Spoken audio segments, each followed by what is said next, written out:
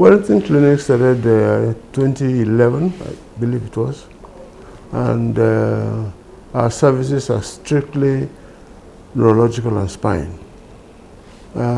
If we have patients that have other problems, like in the abdomen or in the chest, we have consultants who will come here and take care of them.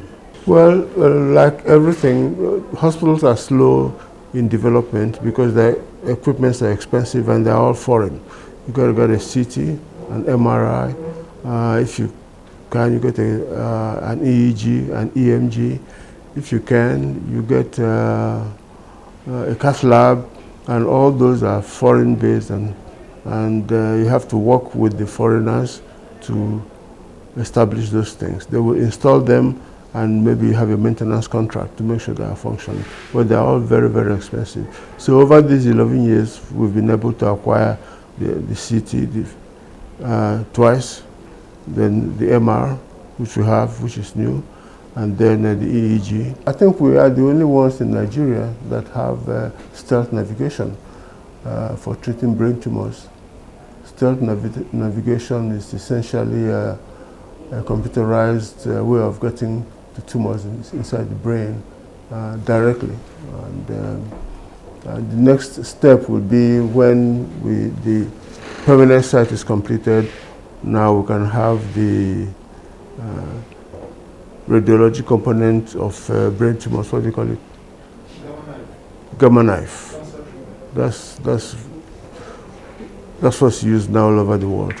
Well, we've taken care of a lot of patients,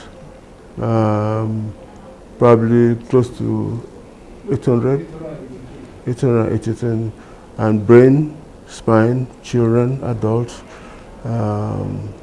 congenital accidents, and quite a few who have been unable to pay, and we let them go. So we've done a lot of charitable work here to help the society.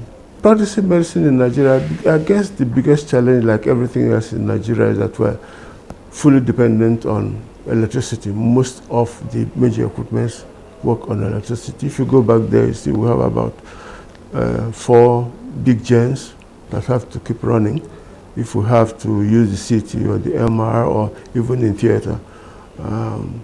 So that is the single biggest challenge. Of course, patients don't keep to time, which is a general disease of the country. But apart from those and environmental issues, people are pissing all over the place outside. You can smell it here sometimes.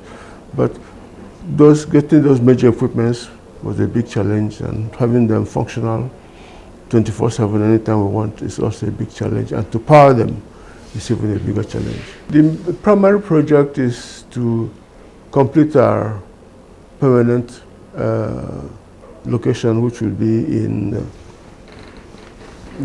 what do you call the place? Life Camp. It's in Life Camp area, and it's bigger than here. We have more room, but we already have the equipment here. Some of them have to be moved. Some you probably can't move. The MR is in a trailer. Just tug it along and carry it over there.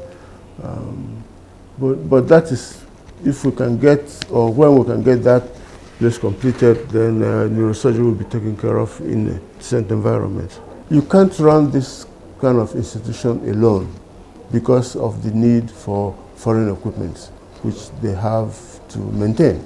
When they have installed, they have to install and maintain. And it becomes almost a sine qua non. We have to have those GE, Electra, all these other foreign companies that make medical equipment. So we work with them. I think that I spent many years in the US, and Nigerians came in large quantities. And when I came back here, they still want me to send them to the US. And I'm like, who should I send them to? I'm here. They complained that we didn't have equipment, and we have them now. And it's something about the mentality we have in this country that well, we can't be good enough. Even when he trained in the UK and I trained in the US, spent many, many years working there. So whatever it is that will stem this outflow of funds in the billions of dollars every year. And the people who are going to stop it are the people who are the main participants. So it's very difficult to stop. If they paid us a little bit of all that money, we'll be flying high. We'll provide everything they need. But I think, to me, that is what I find most annoying about the whole situation. We need a sustainable